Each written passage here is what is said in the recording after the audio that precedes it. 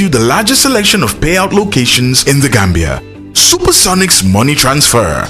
We are currently in 34 African countries and counting, giving you quality money remittance services that are second to none. Visit the Google Play Store or the Apple Store today to download the Supersonics Money Transfer app and enjoy excellent money transfer services only with Supersonics.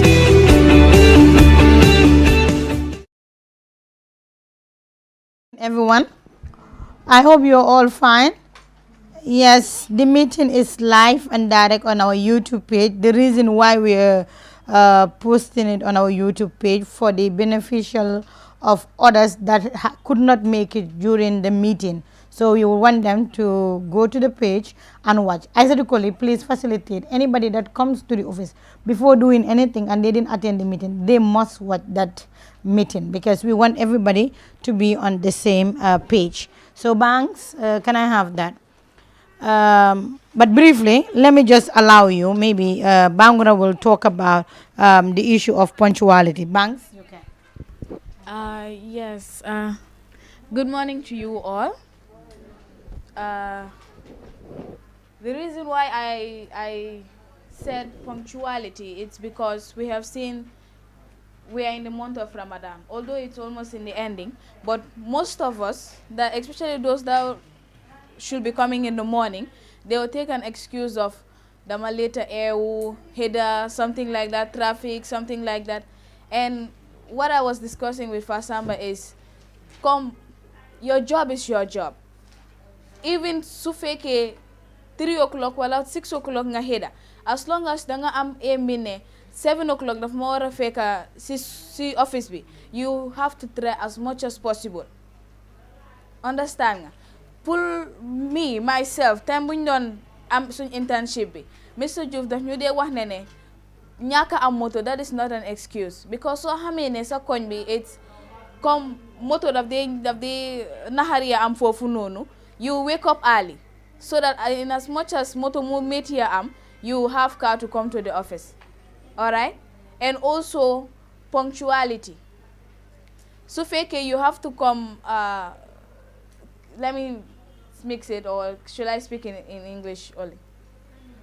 Because I'm trying to mix it. You know, some of us cannot speak the English language. Some of us can speak the Wolof language. So I'm trying to mix it so that we all can be in the same page. Understand?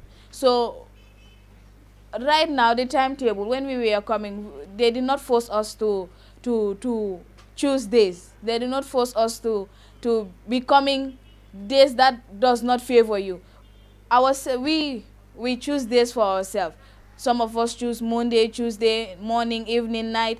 So try as much as possible you stick to your words. If you say you are coming 3 days a week, try as much as possible those 3 days in a week you make it to the office. Yeah. Thank you. Banks will finish or will complete the meeting with some of us, okay? I will be leaving very soon by 10:40. Just tell me, okay? Let me know. Let me have the paper. So the issue of our timetable, we choose the timetable by ourselves, so we should make sure all the time we come on time and we leave on time. Aissatou Colley not coming on time does not mean Fatou should not come on time. All right? If Aissatou does not come on time, please you come on time so that you can pass Aissatou's stage, okay? So the other thing I want to talk about is the issue of this wireless mic. Can you please open this? Wireless mics. I see people going out for Vox Pop and they're using our wireless mics to do that. This is a mic, as you can see, and it's wired. You see the wire? This is what people should use when they are going for Vox Pop, when they are doing voice over. Especially your Vox Pop, use this. This wireless mic is meant for documentaries, it's meant for shows, it's meant for professional things. I'm not saying your Vox Pop is not good or whatsoever. This mics cost 40-something thousand. Ask Mr. Diouf, or even if you don't ask Mr. Diouf, just go to Google and you Google. This is a mic that you can Google. The numbers are here, and you ask how much does this mic cost. If you look at this mic, how powerful it is different from how powerful these mics are. So I am appealing to every one of you to please help us, for God's sake. not to use these mics for your vox pop. You see, it just fell on me. It might fall on you. It might fall on another person, especially on the street. Might be worse. Imagine you are interviewing somebody and you ask the person a negative question. That particular person hold your mic and throw it. What will you do? You cannot do anything. Something is shutting down. It's okay, just after you go back.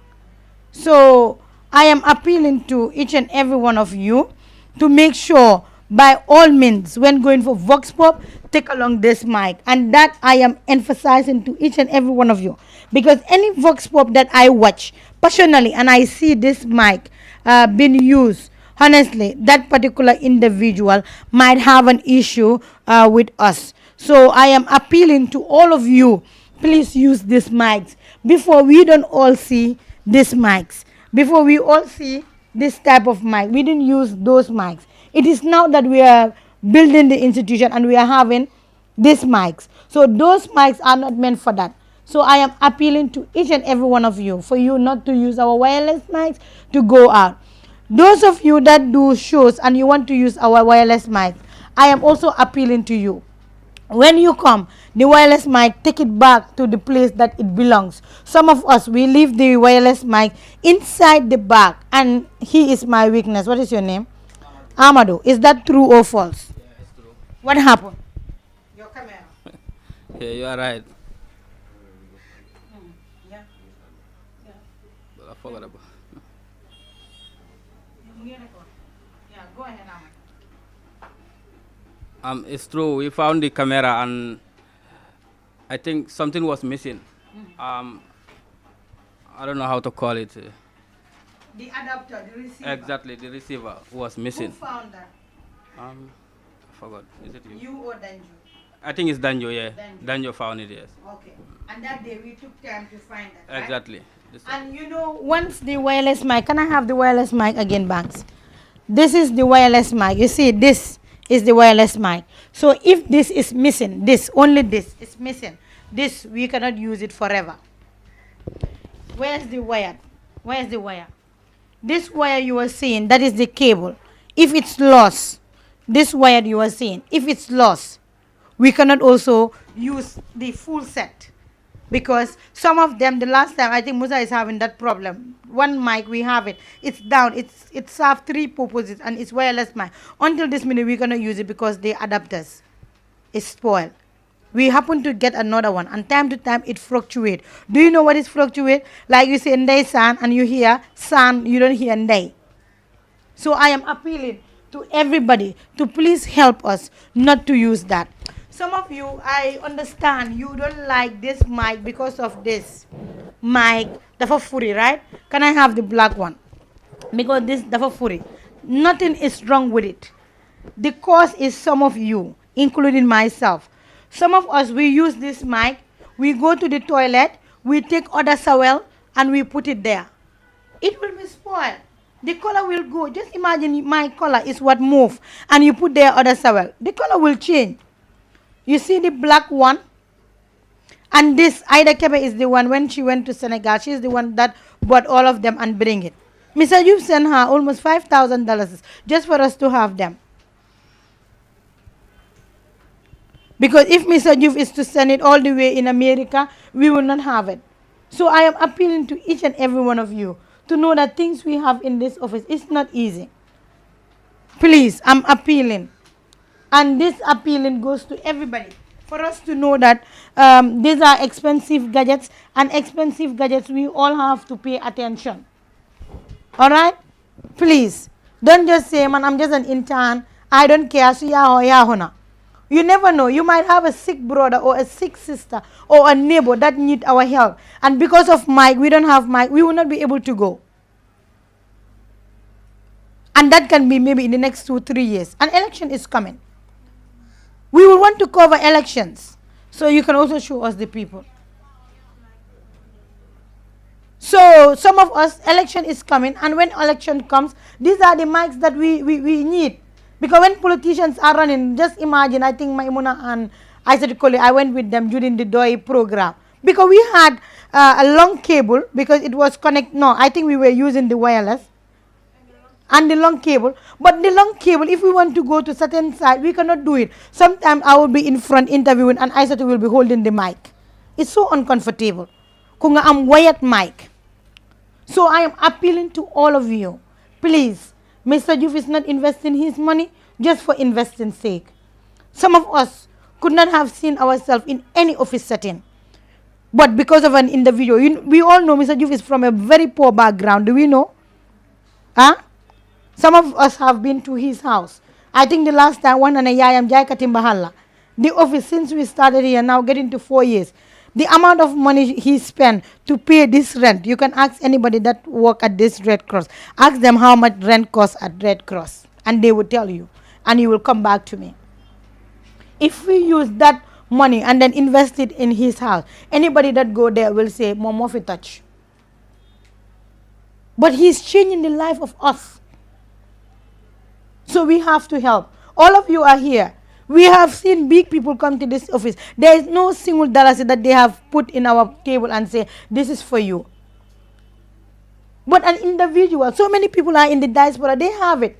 They could have just sent maybe $100 and say, help yourself. We would buy cash power. But some people, this is not their priority. Okay, so if Mr. Juf, this is his priority, I urge you all to make sure we hold it. I'm not saying what others are doing is bad, don't get me wrong. But ku nekk dafa am lu ko itteel. Ku nekk dafa am loo xam ne moo gën a important si taabulam. Man xit na makeup moo gën a important suma taabul. Kii dem school moo ko gën a important. Kele dem tukki moo ko gën a important. Everybody has their priority. So be part of the trendsetters. And I am appealing. The other thing I want to talk about is some of us go under and text Mr. Juf. Either Mr. Juf help me with letter of recommendation, or Mr. Juf, when can I have my certificate, or Mr. Juf, how can you staff me, and you leave people in the office. The office is managed by people, and people that are managing the office, I think, so they rek len buga dega. If we all want to hear the truth, I think we are trying. We are trying very well. Personally, I tell people, man, dama bari affair, dama mun defante, dama mun dugalante, but Gambian talents have changed my life to be a better person, that I don't do any of those things. I have given the person the money already. To not do all of those things. So if any of you need anything, either you want to change your timetable, either you want to do something or whatsoever, please make sure you contact the right person. I said, please just continue on the issue of the timetable. Let me come, please.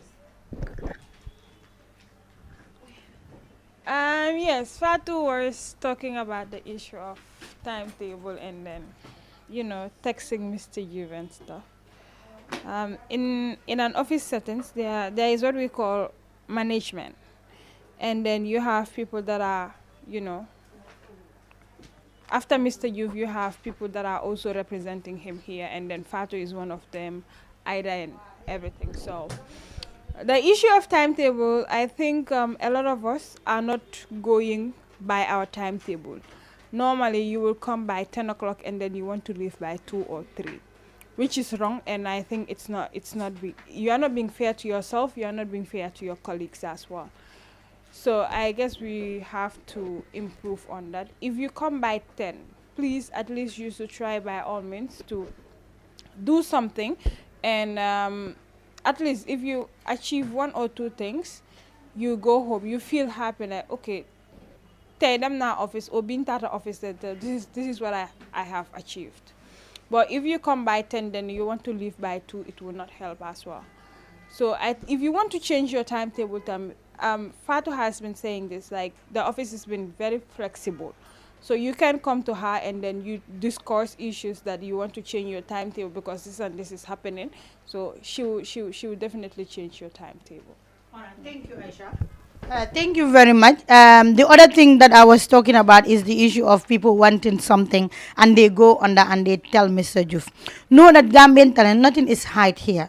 Mr. Juf cannot just sit in America and tell me, Fat Samba, this particular person wants this and you must do it. Yes, he's my boss, but at the end of the day, we discuss. Because people that are here, that are serious, I personally, any recommendation letter, I will tell you this particular person, this is what we should write for the person, this is what we should do for the person. I think this particular person deserves A or B. And sometimes we can describe you more than Mr. Juve. If I sit here and I tell Mr. Juve, I said to Koli, read the news and she is slanging all the time. She don't know this, she don't know that. Mr. Juve obviously will know that that is true. But Mr. Juve will only see the finished product of Aissatou on the screen. So know that nobody is your enemy in this place. Know that you are part of this office. Don't underestimate the amount of work that you are doing here or the amount of program you are doing. Even if people are not watching your program, what we want to see is we want to see a new you. I have seen colleagues that were in Gambian Talents few months ago. They left. They said they went to other media houses. I laugh. Just few days ago, I went to those because I go through all the social media side to know what is happening so that maybe if somebody is doing very well there, I can also adjust myself. And people that I found when they left Gambian and the media house that they went, they are no more in those media houses. They are in another media houses again. As a young person, less than 2 years or 1 year in media, young around 38 media houses. Who will trust you in the future when you become the star? Think about that. Bulen yakam tisen aduna. We are all young, but some of us being young, we want to be in a haze. Some of us, suma pa amut, suma yai amut. We are all from very poor background, including myself. My mom is not working. My dad is not working. But you work hard, and you will be able to change that. The other thing that I want to talk about is the issue of your projects. I have been seeing Vox Pop. That doesn't make any sense. People interview as if they are dying. People interview and those interviews are not good. Every day, we all look at ourselves. Yesterday, I went out with Musa and Maimuna. How many things did I do and I say it's not good? So some of you, before you leave, write your Vox Pop questions, look at it very well and see if it's good. If it's good, you can go. If you don't understand that particular topic that people give you, ask. It's not about Gambia mungi bari sacha dama top ma dem def interview on sacha. No. You have to know about fan la sacha yi gëna bari. Legi right now sacha yi ñu ngi start leena nen bu ñorut mom leen dé jël ñu toj ko sa digi moto bi. So yow so nekké dina nga def ni diko def ni ku fampa ko the next minute that's how people will march off from you and then go their way. So yow so joge nga ne nga def Vox Pop rek nga dem nga ne legi sacha yi dafa bari lo ci fokk. People don't want that. People want you to develop yourself. Some of you are here getting to now 3 months, 4 months. But honestly, I didn't see a single project that you do that inspired anybody. Some of you, I go to the page, I check your videos, 90-something, 50-something. Some of you have the opportunity to be the best. Ask me why. Because you would learn from our mistakes. Some of us, when we started Vox Pop, I remember Ida's first Vox Pop about Yaya Jammeh's mother coming. We use phone, if I'm not lying. In those days, we go to film. Our mics are not good. Our audio, people I remember in those days will always tell us Gambian audio is never correct because we don't know the difference between mono and stereo. When we edit, you see when you edit, if you have only one channel, you add the other one so that you have 2 channels. That's why when people have earpiece, they hear one side, they don't hear the other side. We don't know all of those things. So some of you are so confident. Yesterday I was talking to somebody in the office. I'm not going to mention the person's name. And the person told me, you know, man, dama ligay international. You know, man, dama hamli. Office, we guys are hamlin, man, dama de report international. Or dama de ligay international. Or dama am international business. Or whatsoever. I look at the person, I said, hey, calm down, slow down. Your page, binyata likes la am. He showed me a particular number. I'm not going to say who or she is or he is. I called the person. I said, come, this is my personal Facebook. Do you know I have 3 accounts that I manage for people? This beyond the line you are seeing on social media is mine. How many people are liking that page? He said, son, I said, so please calm down. And this page for the past 4 years, nobody have ever shared any post. I've never shared that because we are moving. So some of you I see opening your personal pages, opening your this whatsoever, any project you have, you just put it there. It's good to calm. We have seen very famous people in Gambia that are doing very well.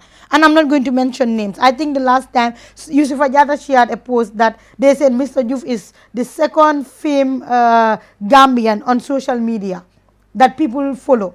So if Father Sama thinks she is famed, then she is nowhere. How about other people in other media houses? Yenange start, Thailand, Deflen Tay. Some of us, we sit here, we backbite, we joke. I said to Kolinum Opale. The people ko guide him staff. Dafa opal. May muna mom rus rek la fi nek ak kanamam bi mo melni whatsoever. Fat sama mom num boné whatsoever. Yo, are you building yourself? At least those people you have seen their butt. How about yourself? Some of you also started shows, and those shows are never completed. I expect everybody. I said to Colin, what did I tell you last week about your show?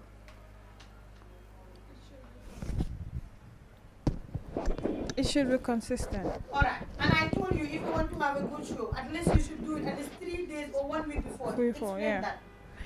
Yeah, you said my shows now should be, I should do it 3 days or a week before they aired it, so that if we have a problem when it comes to editing, we can fix all those stuffs. Yes. So some of you think that editing is easy. Some of you start the edit. Some people I watch their videos, it's dark. Some people I watch their videos because you know them right, you got any new one right. Okay, then them masutal pam. Gen them gen any video. Video be dark. Need to edit some muy sona. Bulen yakam tisen shows. There are people that are here, they can do it. Ibu Keda mungfi. Musu mungfi. Adam Sise mungfi. Adam Aso mungfi. Lamin Sise mungfi. All these other people, the new ones, let them follow them when they are filming. Let them look. Bulen yakamti sa show so amene Tuesday la Monday ci suba lejantil kula koy female but so hare be Tuesday bi nga ñew some people come late, some people they come here and then they will start to tell me suma biir bi moy daw suma bopa bi moy metti, or they come here they will be happy, you give them work, you see them they frown their face.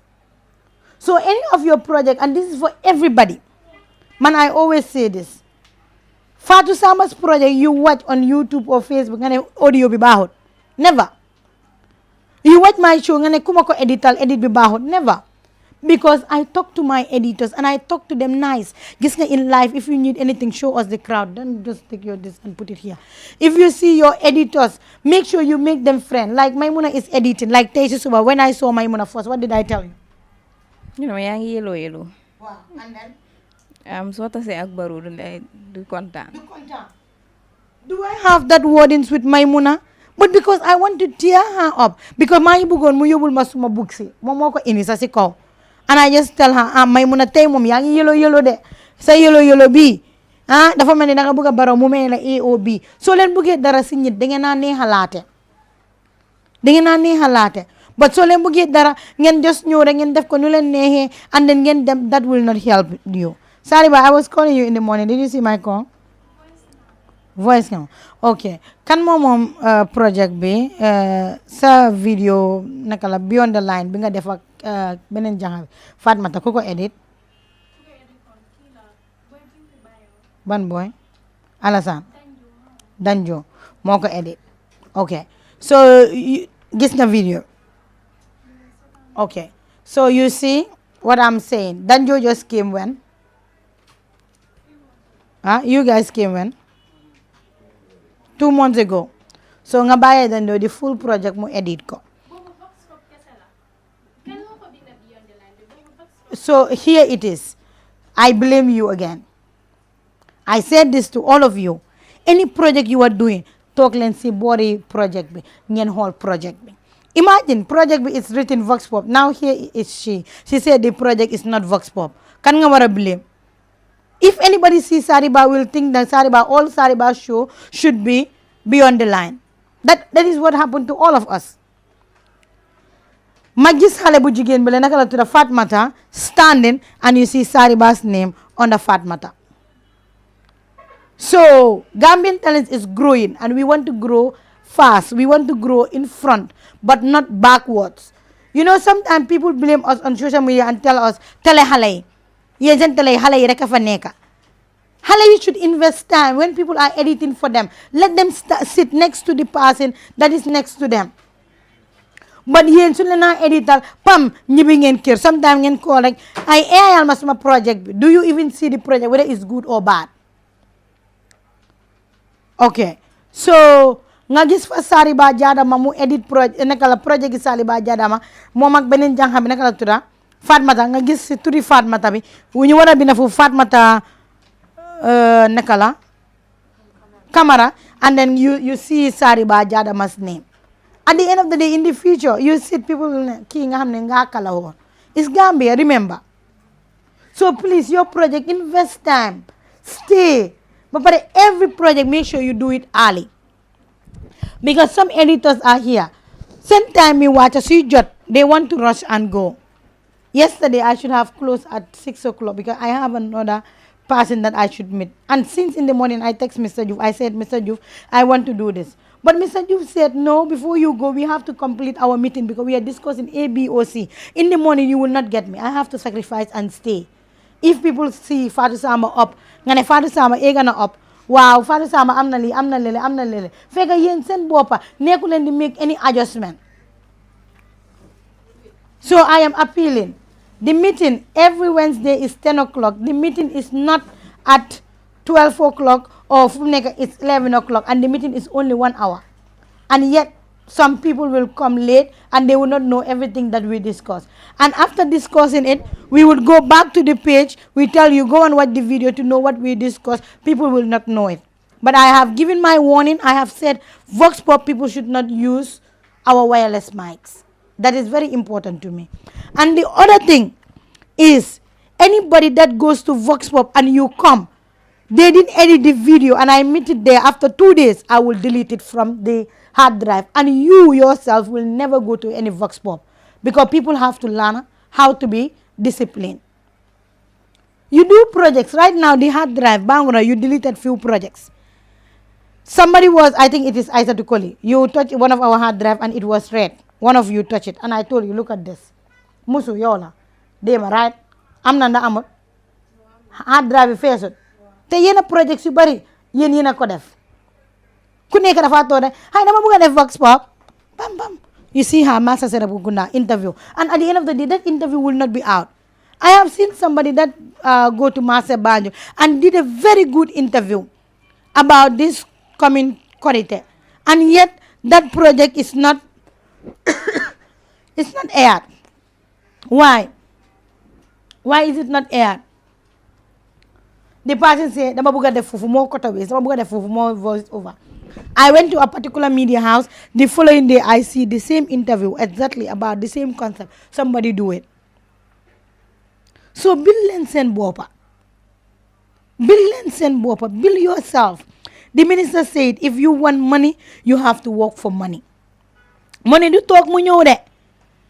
And anywhere you go, you have to go and start fresh again. Some of you go out for Vox Pop or coverages. Some of you are always on your phones. Maybe because I know my father. I am just going with Bintu Sinate. Hi, Bintu Dukawa office me. You are not doing it for anybody, but you are doing it to yourself. I sit here, I don't go out. Somebody call me and giving me complaint of somebody in the office. And that is Ustaz Al-Mansour. Our Ustaz. Imagine he's just an Ustaz. But he's concerned with some of us young people. You go to shows, you are talking to someone. Hi, please, gawalan to time never jot.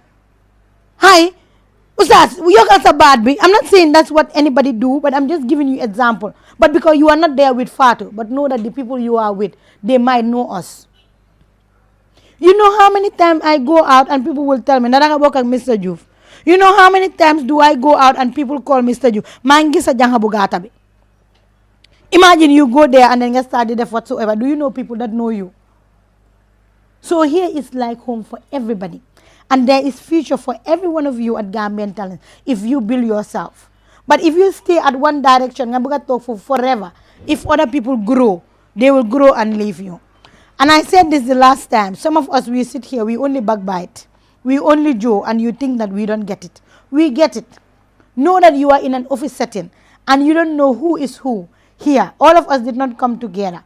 There is no perfect institution. If you feel, maybe Fatu shout on me, for instance.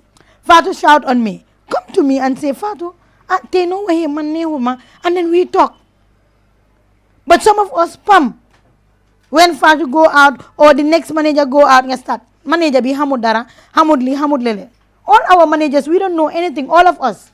We are learning on the job. That is what is created for us. There is no perfect individual.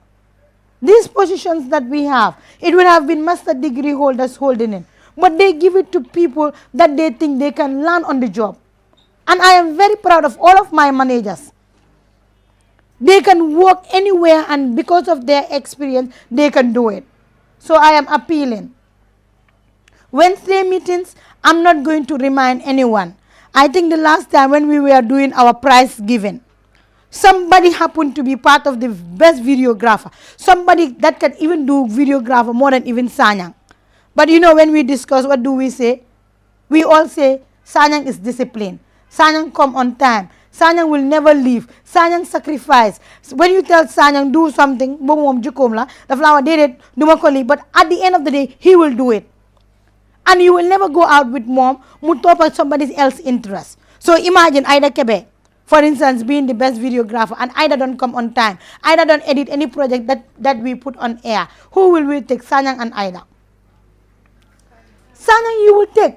So some of you are here, you can speak better English than maybe Isa Tukoli or maybe Maimuna or the next person, but because of your attitudes, you will not be there.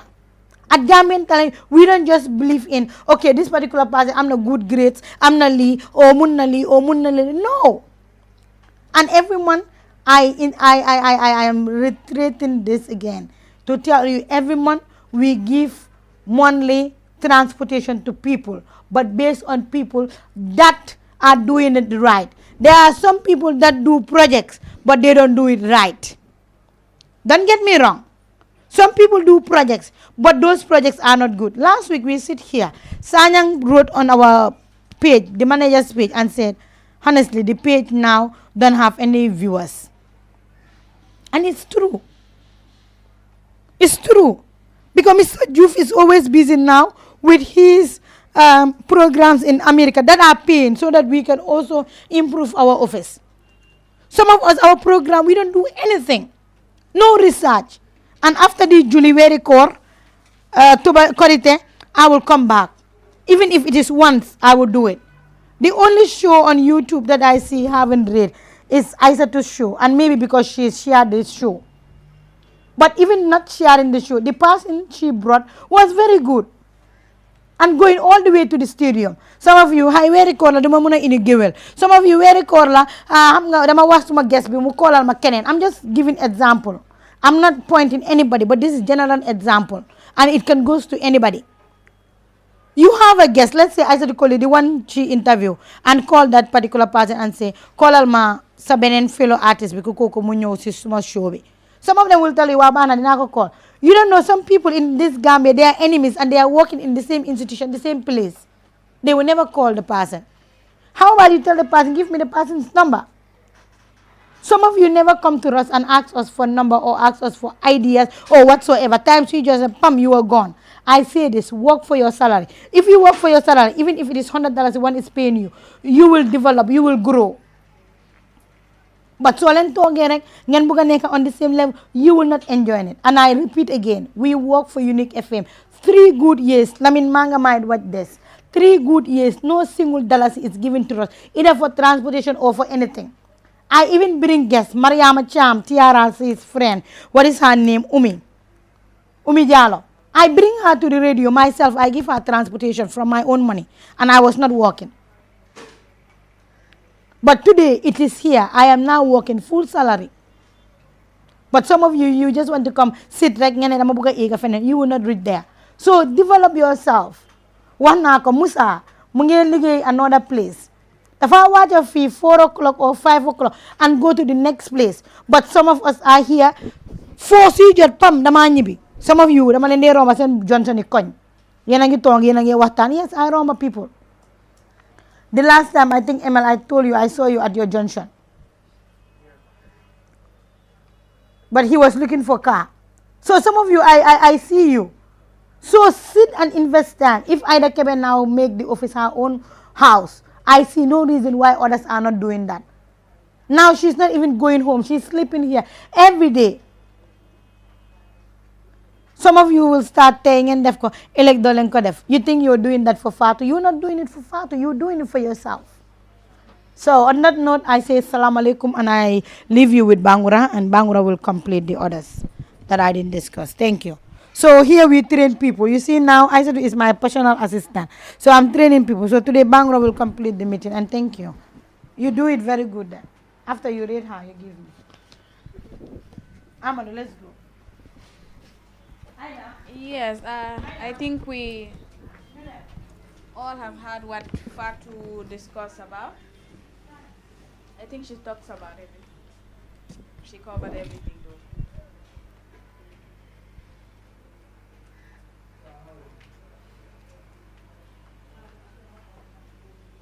Yeah, she almost covered everything. All right. The other thing I wanted to add was the issues of camera work with the videographers. Let's try as much as possible. Let's try as much as possible to start doing great work, because not only people from here or diaspora, we have big ministers or presidents or even honorables that are watching this page. So if you do your camera work very well, it will bring a lot of ratings to the page. Yes, maybe Aissatou Koli wants to share something, because she always share the meeting. Yeah, with the issue of our camera work, because normally if you go out, the journalists will do great, you know, but then the finished product is the videographer, which is the camera work. That they make a difficult thing, and I think Balangina start a program now. I do as Fatu Sama will do. I'll go small show be like I'll go and then the Mawa first film, let me see whether it is good or not. Then you will know whether it is good or not. So I think when you are working together as a team, the finished product will be something that you will love. So this goes to the videographers as well. If you come, please charge the batteries.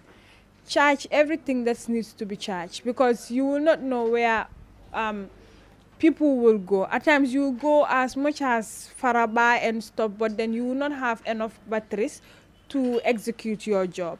So it is very important as well to take note. Whenever you use your gadgets, please return it back so that the next person can use it.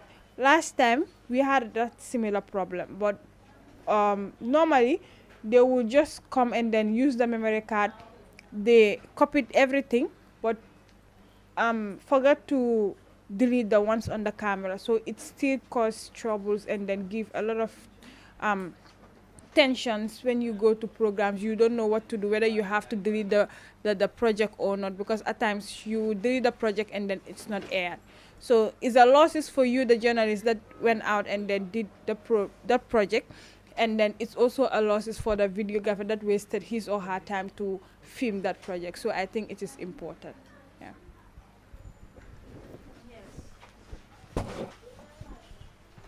I think that is a very important note that we all have to consider, because that is why Mr. Ju's class, I think the last time you guys discussed about post-production, production, and pre-production, production, and post-production. It all comes with that. You're the videographer before going for... After that, you take it from here at the ante.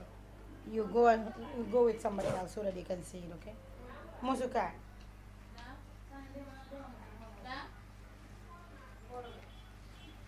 Okay, hold on.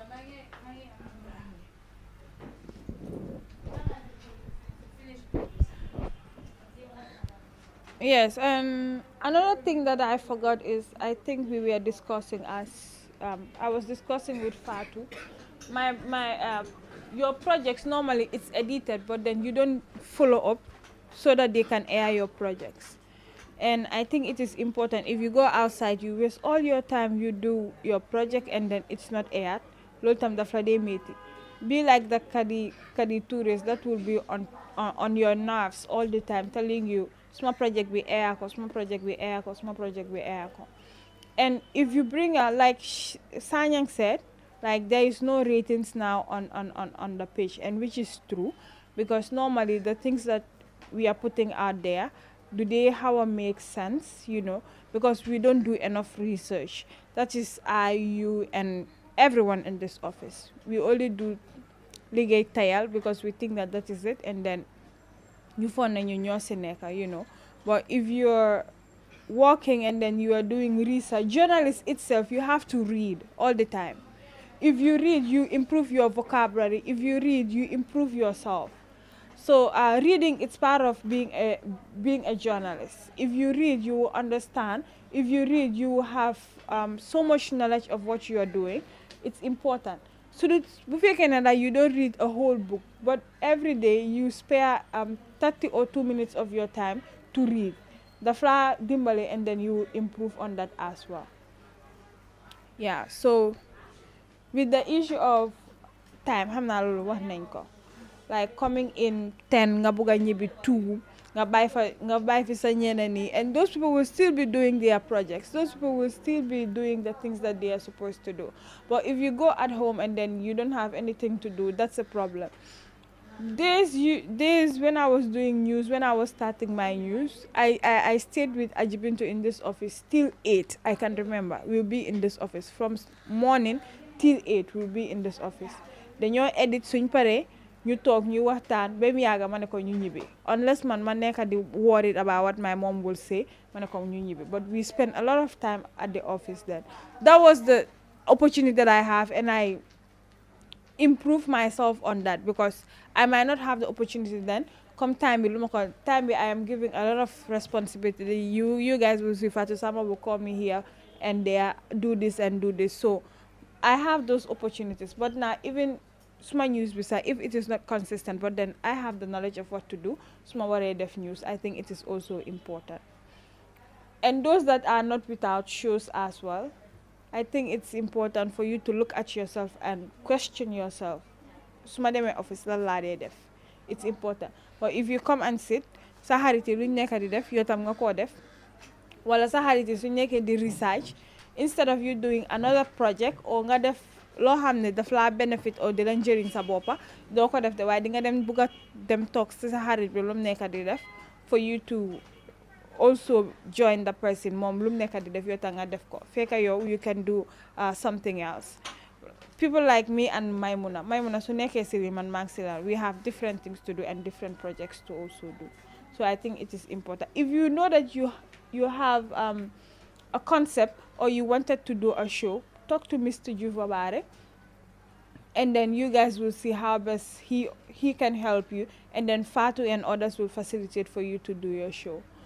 So if you come nga ne dama ñëw rek ma toog duma def dara, xam nga loolu du la dimbali, you are wasting your own time, because the world is moving, you know, and all these media houses now, most of these media houses now are doing exceptionally well with regards to their programs and stuff. If they are doing it, you know, you mark as young people, because we are very young.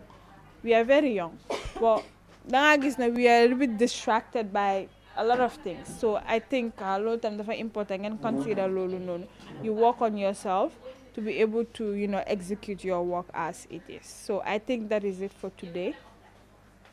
Thank you.